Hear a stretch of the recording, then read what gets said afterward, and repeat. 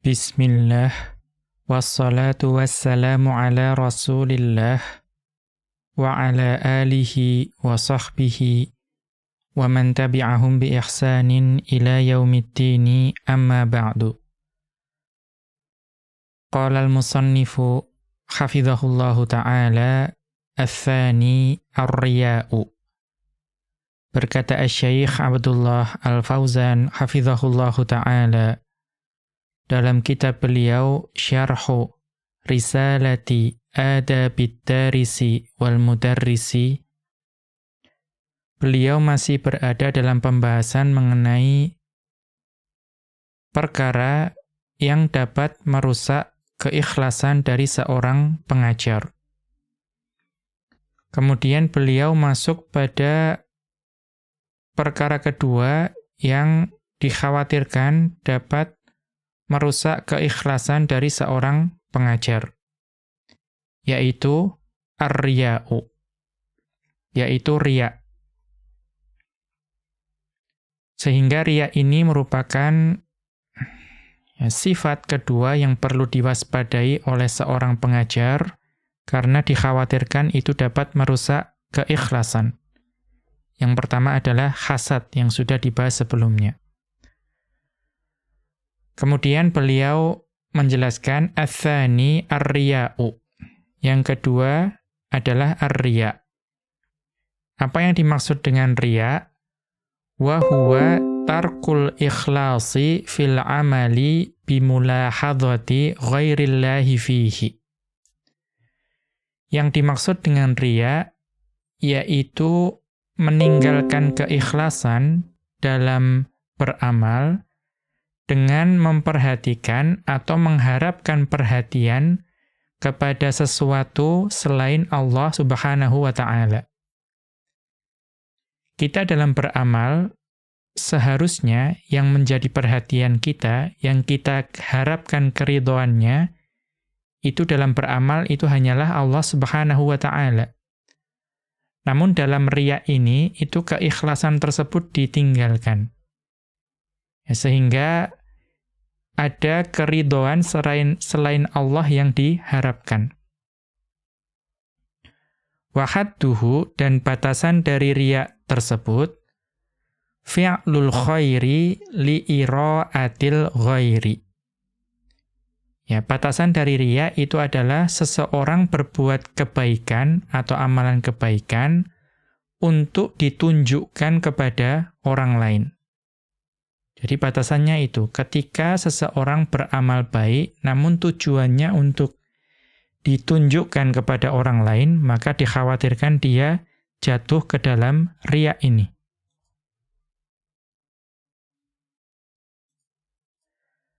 Fahuwa, maka riya ini, fi'lun la tadkhulu fihi niyatul khalisatu.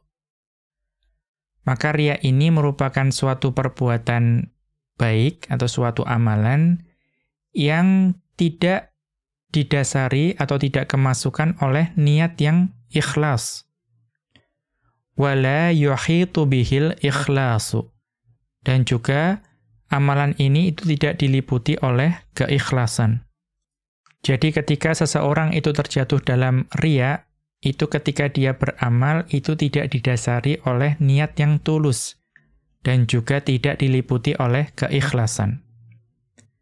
Kita lihat catatan kaki dalam hal ini. Ini ada dalam Kasyaf Istilahatil Fununi.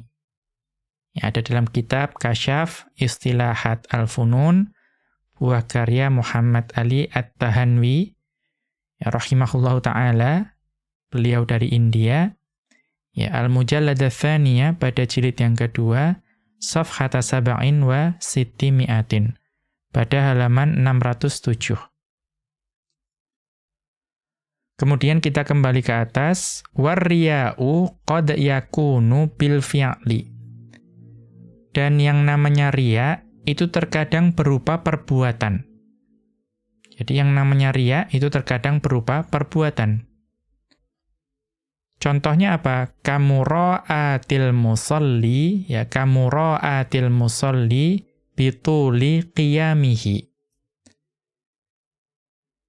Contohnya itu adalah seseorang yang sholat itu melakukan mura'ah. Ya, mura'ah di sini maksudnya adalah menampakkan sesuatu yang berbeda dengan aslinya. Ya, menampakkan sesuatu yang berbeda dengan hakikatnya. Berarti apa? Kamura'atil musalli bituli qiyamihi. Ya, seseorang yang sholat itu menampakkan pada orang lain itu sholatnya itu panjang, ya, berdirinya itu lama. Namun kalau mura'ah itu menampakkan sesuatu yang berbeda dengan hakikatnya. Artinya kalau dia barangkali sholat sendiri, itu qiyamnya tidak lama. Ya, berdirinya tidak lama. Namun ketika dia sholat di hadapan orang, itu tiba-tiba dia sholatnya atau berdirinya itu lama. Wa husni ruku'ihi. Dan juga memperbagus rukuknya. Padahal ketika dia itu sholat sendiri, itu rukuknya ya biasa saja. Atau mungkin terburu-buru. Mungkin kurang tumakninahnya dan lain sebagainya. Wa sujudihi, dan juga sujudnya. Maka ketika seseorang ketika sholat sendiri itu berdirinya tidak lama, kemudian rukuk dan sujudnya mungkin kurang tumakninah, kemudian di hadapan orang lain, itu dia memperlihatkan panjangnya berdirinya dan bagusnya rukuk dan sujudnya, itu bisa jadi dia jatuh dalam riya, dan itu berupa perbuatan. Wa qad yakunu bil qauli, dan terkadang riya itu juga dapat berupa ucapan. Ka'an yatakallama fi majlisin. Ya, sebagaimana kalau ada seseorang yang berbicara dalam majelis. Ya, berbicara dalam suatu majelis. Mudhiron linnasi annahu alimun muttali'un. Dan ketika dia berbicara tersebut, itu dia menampakkan, ya, menunjukkan kepada orang-orang bahwa dirinya adalah seorang yang berilmu dan seseorang yang berpengetahuan luas. Jadi dalam berbicara dalam suatu majelis itu menampakkan pada orang lain bahwa dia itu orang yang berilmu dan juga pengetahuannya luas. Tujuannya apa? Liyuqala anhu innahu alimun. Ya, supaya dikatakan tentangnya bahwa wah, orang ini itu adalah seorang ulama, seorang yang memiliki ilmu. Walaisal amru kadzalika. Padahal kenyataannya tidak seperti itu. Ya, dia sebetulnya mungkin ilmunya ya mungkin masih biasa, ya, kemudian belum sampai mendalam, namun ketika berbicara di hadapan orang banyak, dia menampakkan dirinya seolah-olah dia adalah seorang yang berilmu dan berpengetahuan luas. Maka ini merupakan riya yang berupa ucapan. Kita lihat catatan kaki, undur Ihya'a Ulumiddin. Ini dapat dilihat pada kitab Ihya' Ulumuddin, buah karya Al-Imam Al-Ghazali rahimahullahu ta'ala, Al-Mujallad Ats-Tsalitsa pada jilid yang ketiga, Safhata Sab'in wa Tis'ina wa Mi'ataini, pada halaman 297. Wa min ahlil ilmi man yaj'alur riya'a fil fi'li. Dan di antara ulama itu ada yang menggolongkan yang namanya riya itu perbuatan saja. Ya, jadi kalau perbuatan yang seperti itu ingin supaya dilihat orang lain, itu disebut ar-riya. Was-sum'ata fil qauli. Ya, adapun kalau yang berupa ucapan itu dinamakan sebagai sum'ah.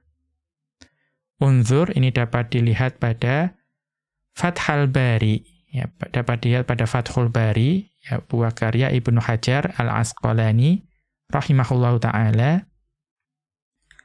Al-Mujallad Al-Hadiyata Ashrata pada jilid ke-11, Safhata Sittin wa Thalathina wa Thalathimi'atin. Ya, Safhata Sittin wa Thalathina wa Thalathimi'atin pada halaman 336.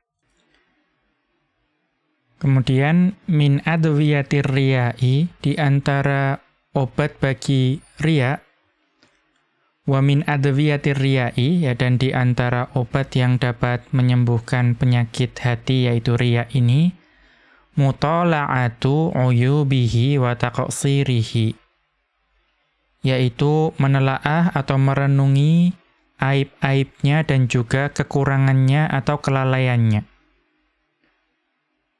Karena setiap orang, termasuk pengajar, itu pasti memiliki aib-aib dan juga kekurangan atau kelalaian. Maka ketika seseorang itu memiliki aib dan kelalaian, kekurangan, kemudian dia merenunginya, maka itu akan mempermudah bagi dirinya untuk terjauh dari sifat riya.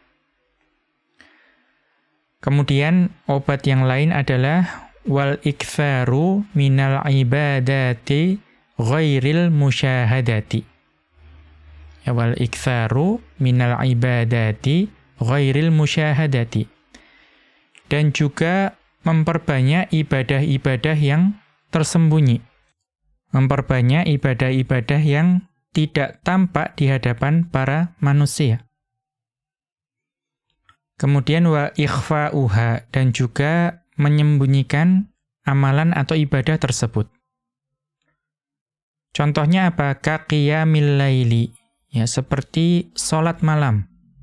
Ya, salat malam itu secara umum kita lakukan di dalam rumah atau ruangan atau tempat yang orang lain secara umum tidak dapat melihatnya. Maka itu adalah ibadah yang membuat kita lebih mudah untuk ikhlas. Wa shadaqatis sirri, dan juga sedekah secara diam-diam. Secara umum sedekah itu dapat kita lakukan secara diam-diam, ya, sehingga itu mempermudah bagi kita untuk ikhlas. Kemudian obat yang lain dari penyakit riya ini adalah wan nadharu fi aqibatir riya'i fid dunya wal akhirati. Dan mengingat dan merenungi konsekuensi atau balasan dari riya, baik itu di dunia ataupun juga di akhirat.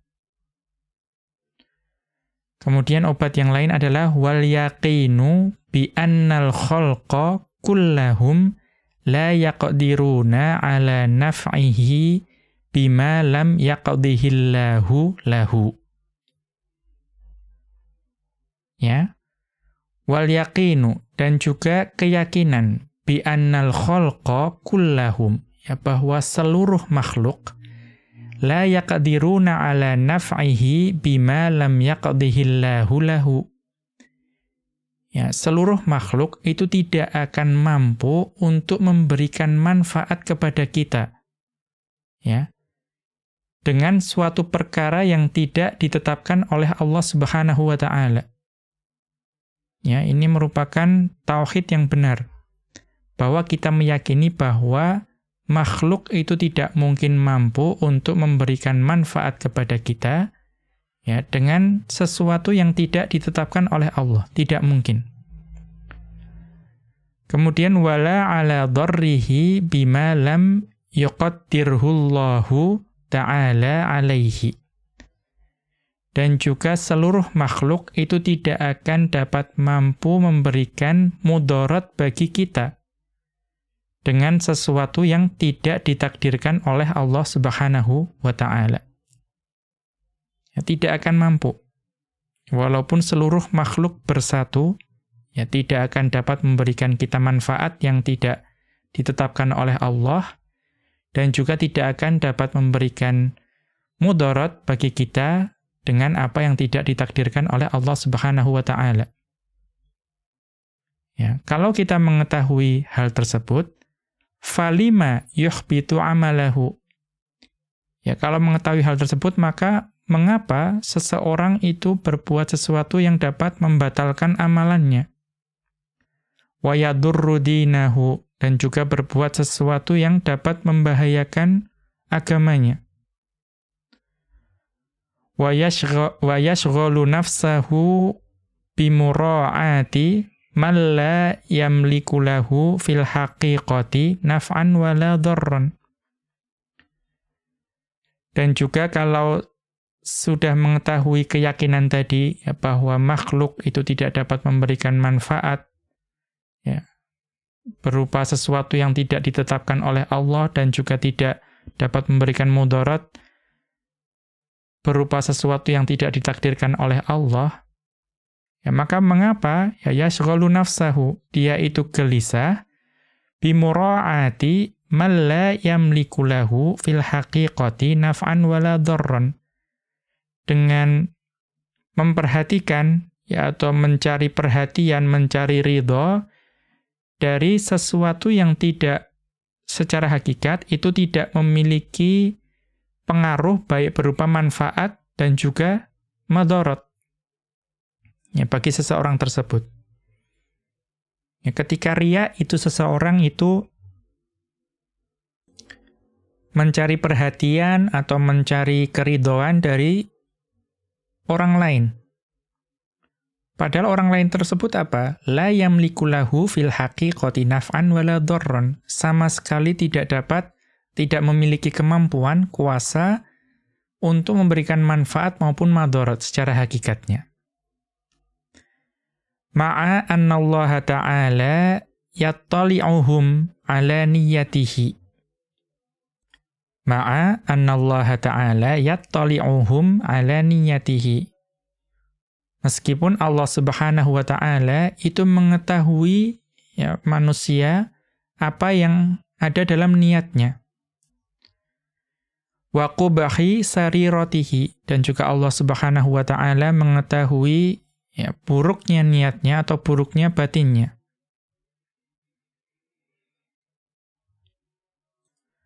Wa fi hadithi Jundubin radhiyallahu anhu, dan dalam hadis yang diriwayatkan oleh Jundub radhiyallahu anhu, annan nabiyya sallallahu alaihi wasallam qala, bahwasanya Nabi sallallahu alaihi wasallam beliau bersabda. Ya, annan nabiyya sallallahu alaihi wasallam qala, ya bahwasanya Nabi sallallahu alaihi wasallam beliau bersabda, man samma'a samma'allahu bihi. Wa man yura'i yura'illahu bihi. Kalau secara bahasa maknanya barang siapa yang memperdengarkan, maka Allah akan memperdengarkan tentangnya. Dan barang siapa yang memperlihatkan, ya maka Allah akan memperlihatkan tentang dia. Maka kalau kita lihat penjelasan ulama mengenai hadis ini, maksudnya adalah ya barang siapa yang dia itu berusaha untuk beramal supaya orang-orang mendengar tentang amalannya. Ya, maka Allah akan memperdengarkan tentang hakikatnya. Dan juga barang siapa yang beramal supaya orang-orang melihatnya. Ya, dia memperlihatkan amalannya. Maka sungguh Allah akan memperlihatkan hakikatnya. Ya. Atau mudahnya barang siapa yang mengesankan bahwa ia telah melakukan suatu amalan soleh yang sebetulnya itu secara hakikat itu bukan kebiasaannya. Ya, maka Allah akan membongkar hakikat dari kedustaannya tersebut. Wal'iyadu billah. Kemudian kita lanjutkan. Ats-tsalitsu al-i'jabu. Kemudian sifat ketiga, penyakit ketiga yang seorang pengajar itu hendaknya waspada darinya itu adalah al-i'jab. Apa itu al-i'jab? Ats-tsalitsu al-i'jabu. Yang ketiga adalah al-i'jab. Wa huwa masdaru u'jiba binafsihi wa bira'yihi. Itu merupakan masdar dari u'jiba binafsihi wa bira'yihi. Yaitu ya mengagumi dirinya dan juga pemikirannya, pendapatnya. I'jaban, masdarnya adalah i'jab. fahuwa mu'jabun. Dan isim maf'ulnya adalah mu'jabun. Wa ma'nahu, apa makna dari al-i'jab? Az-zuhuwu wat-takabburu.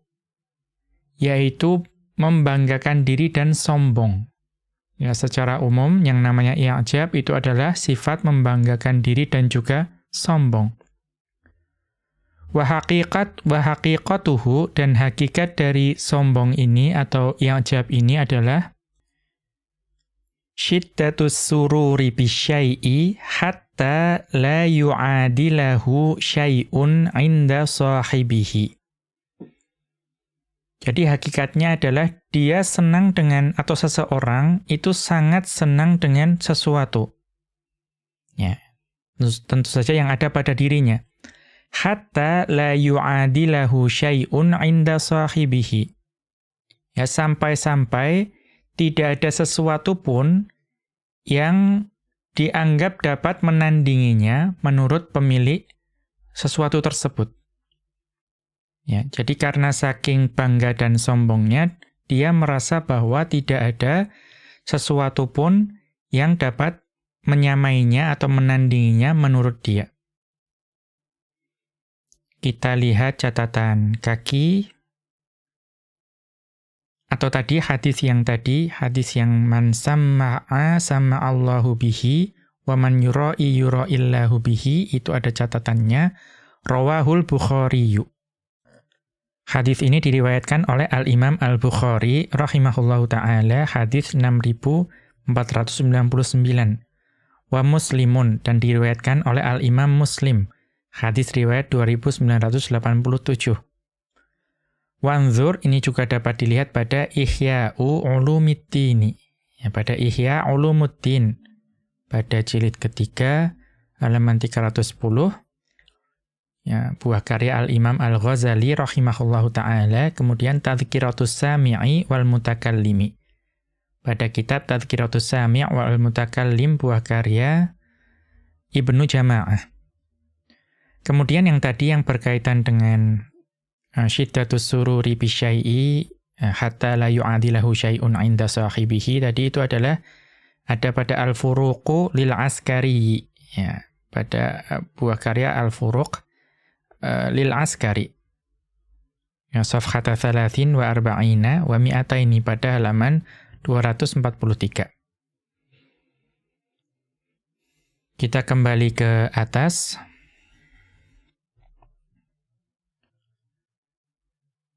Kemudian qala Bashru binul Harithil Hafi fil Ujbi.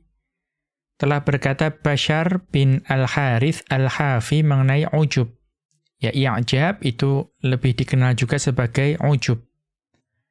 Apa yang dimaksud dengan ujub menurut beliau? Antas taktsira amalaka wa tastaqilla amala ghairika. Ya, antas taktsira amalaka wa tastaqilla amala ghairika. Yang dimaksud dengan ujub itu adalah engkau memandang banyak atau memandang besar amalanmu sendiri. Dan juga menganggap kecil, ya, memandang remeh amalan orang lain. Maka yang seperti itu dinamakan sebagai ujub. Kita lihat catatan kaki. Ini dapat dilihat pada Khilyatul Auliya. Ya, buah karya Abu Nuaim Al-Asfahani rahimahullahu ta'ala. Kita kembali ke atas. Wa qala Abu Wahbinil Marwaziyu. Ya, dan berkata Abu Wahab, ya, Abu Wahabin Al-Marwaziyu. Berkata Abu Wahab Al-Marwazi rahimahullahu ta'ala, beliau mengatakan, Sa'altu benal Mubaraki anil kibri. Saya bertanya kepada Ibnul Mubarak mengenai kibr, sifat sombong.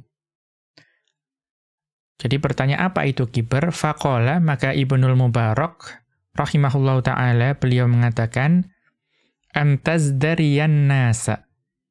Yang dimaksud dengan sombong itu adalah engkau merendahkan orang lain. Wa sa'altuhu 'anil ujabi, dan saya bertanya kepada Ibnul Mubarak rahimahullahu taala mengenai ujub. Faqala, maka beliau mengatakan, antara anna indaka syai'an laisa inda ghairika. Ya, engkau berpandangan, ya engkau merasa bahwa engkau memiliki suatu kelebihan yang tidak dimiliki oleh orang lain. Artinya kelebihan yang engkau miliki itu hanya engkau yang memilikinya. Ya, orang lain tidak punya.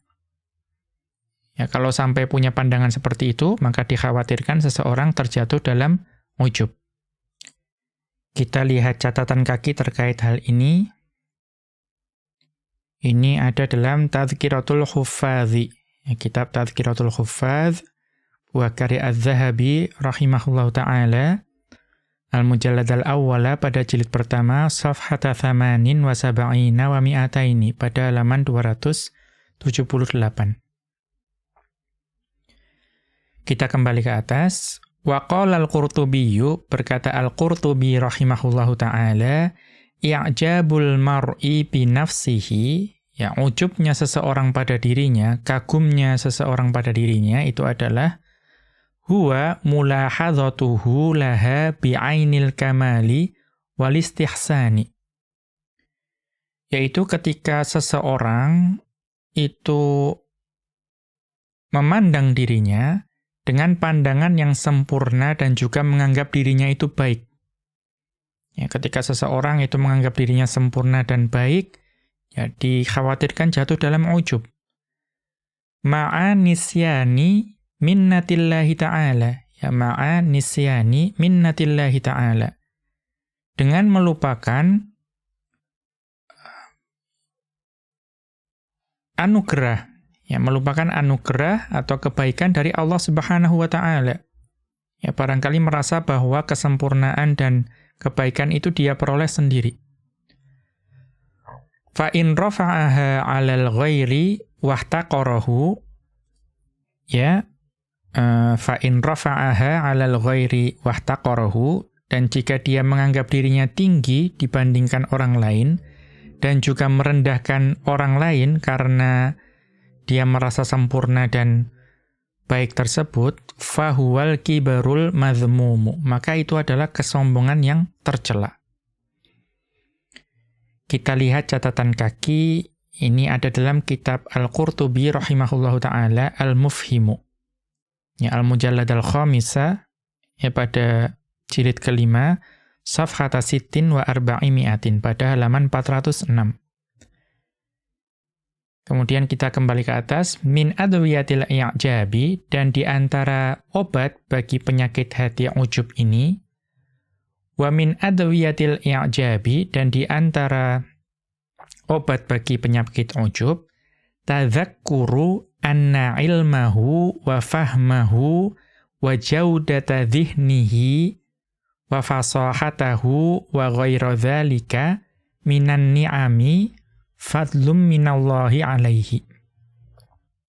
Jadi obat bagi penyakit ujub itu adalah tadzakkuru. Dia merenungkan, mengingat. Anna ilmahu, bahwa ilmu yang dia miliki. Wa fahmahu, dan pemahaman yang dia miliki. Wa jaudata dhihnihi, dan juga baiknya pikirannya, logikanya. Wa fasahatahu, dan kefasihan yang dia miliki dalam berbicara. Wa ghairu dzalika minan ni'ami, dan juga nikmat-nikmat yang selain hal tersebut. Itu adalah apa? Fadlum minallahi alaihi. Kesemuanya itu adalah keistimewaan, keutamaan yang diberikan dari Allah Subhanahu wa ta'ala. Wa amanatun indahu. Dan juga itu semua sebetulnya merupakan amanat, titipan baginya.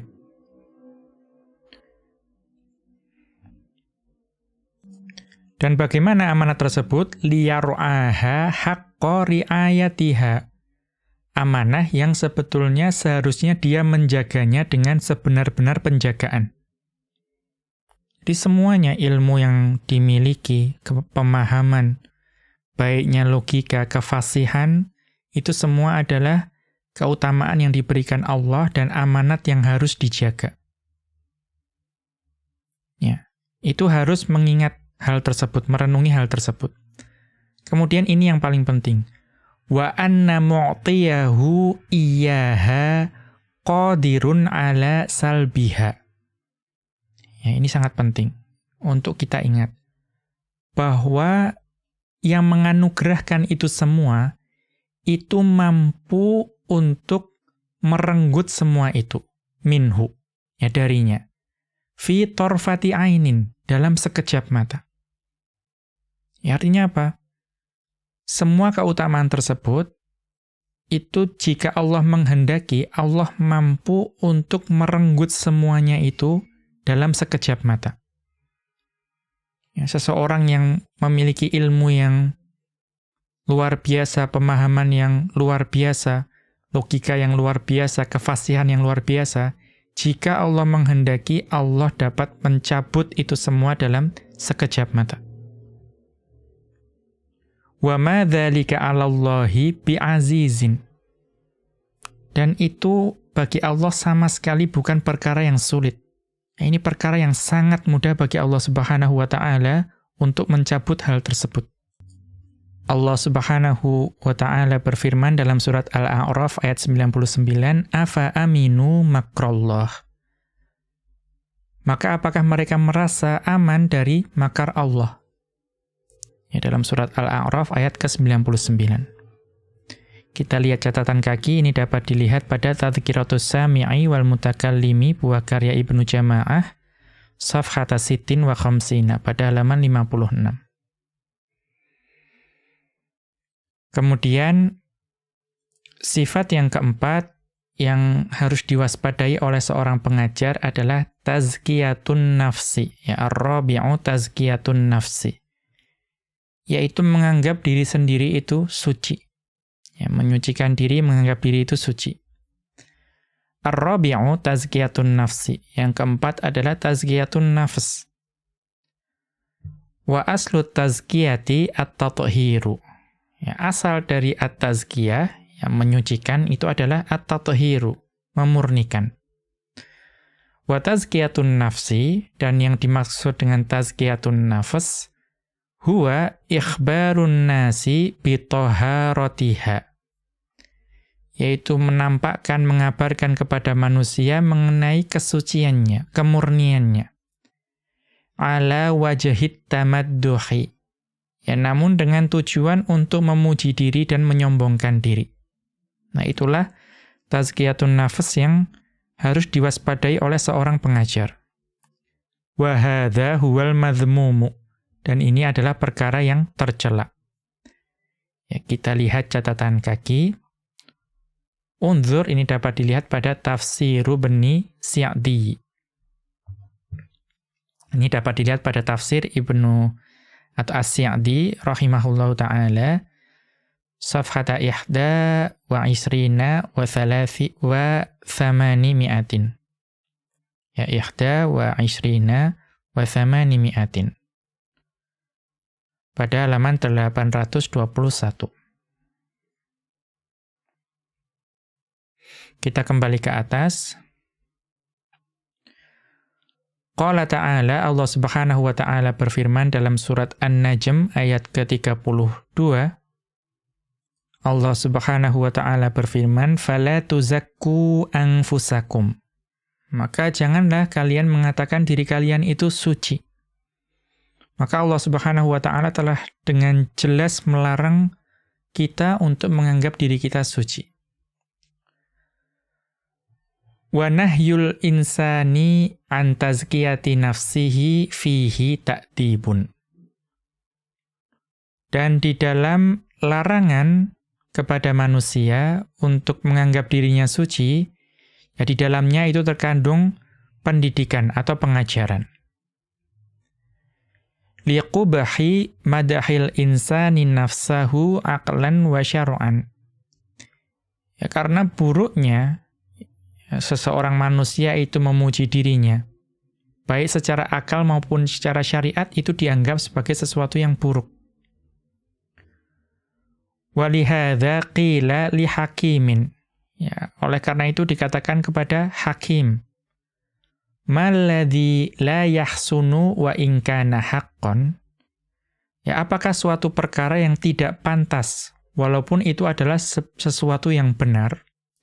Qala, maka Hakim rahimahullahu ta'ala, beliau mengatakan, madahur rajuli nafsahu. Seseorang itu ya memuji dirinya sendiri. Kita lihat catatan kaki, ini dapat dilihat pada Al-Mufradatu fi Gharibil Qur'ani. Ya, buah karya Raghib Al-Asfahani rahimahullahu ta'ala, ya, pada halaman 214.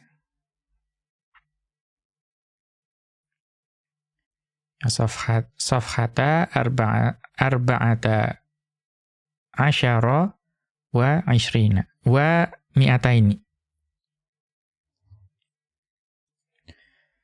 Kemudian kita kembali ke atas.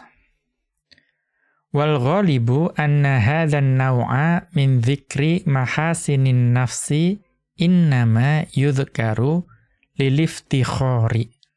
Perhatikan.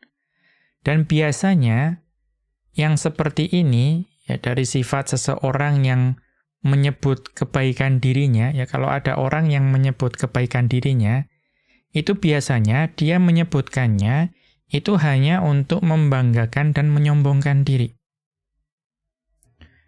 Kemudian wa idhari lirtifa'i, dan juga menampakkan kehebatannya. Wat tamayyuzi 'alal aqrani, dan juga untuk tampil beda, ya, menganggap dia itu berbeda, lebih hebat daripada kawan-kawannya. Washibahi dzalika, dan yang serupa dengan itu. Kita lihat catatan kaki, ya, ungkapan tersebut, unzur, dapat dilihat pada Al-Adhkar, ya, pada kitab Al-Adhkar, Lin-Nawawi, buah karya Al-Imam An-Nawawi rahimahullahu ta'ala. Safhata khamsin wa arba'ina wa arba'imi'atin, pada halaman 445. Kita kembali ke atas. Qala al-imamu Malikun, ya, al-imam Malik rahimahullahu ta'ala, beliau mengatakan pada suatu kalam yang sangat masyhur, innar rajula idza dhahaba yamdahu nafsahu dhahaba bahauhu.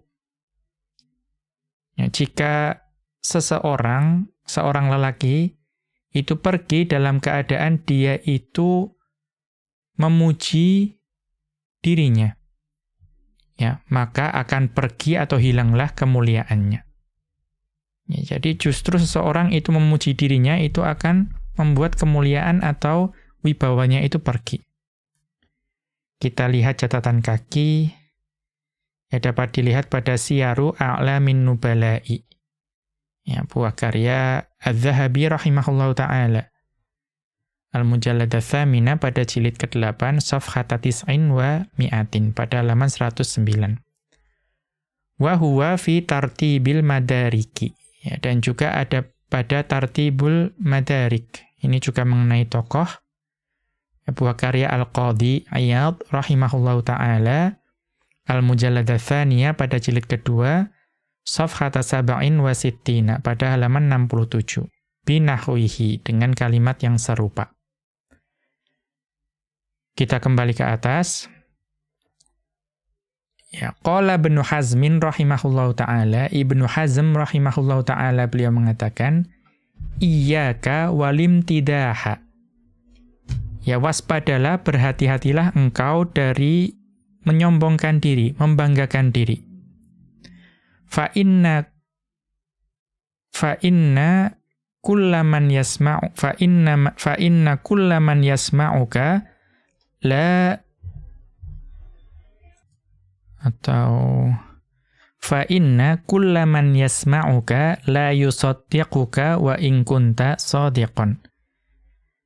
Ya, waspadalah engkau dari sifat membanggakan diri, menyombongkan diri, ya, karena tidak ada seorang pun yang, atau setiap orang yang mendengarkanmu itu tidak akan mempercayaimu walaupun engkau mengatakan kebenaran. Ya, kalau sudah terlanjur sombong, membanggakan diri, itu orang yang mendengar ucapanmu itu tidak akan mempercayaimu, walaupun engkau dalam kebenaran. Bal yaj'alu ma sami'a minka min dzalika awwala ma'ayibika.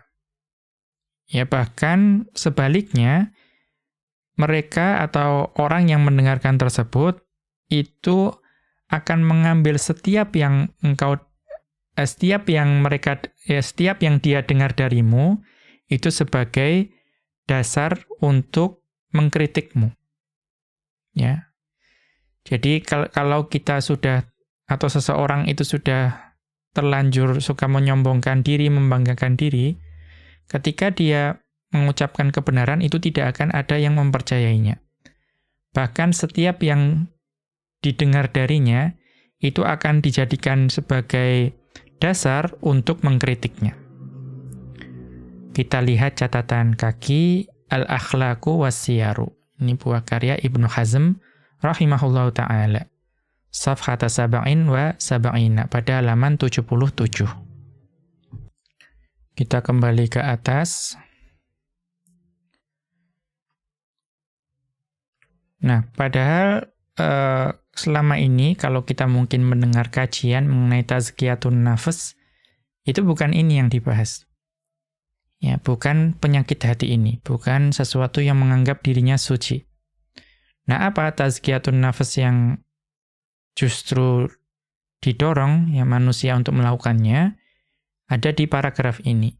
Wa amma tazkiyatun nafsi bitakhlisiha. Adapun penyucian jiwa dengan memurnikannya. Wa tatahhiriha, dan juga membersihkan jiwa. Min syawa'ibis syirki, ya, dari keburukan-keburukan yang dimiliki oleh syirik.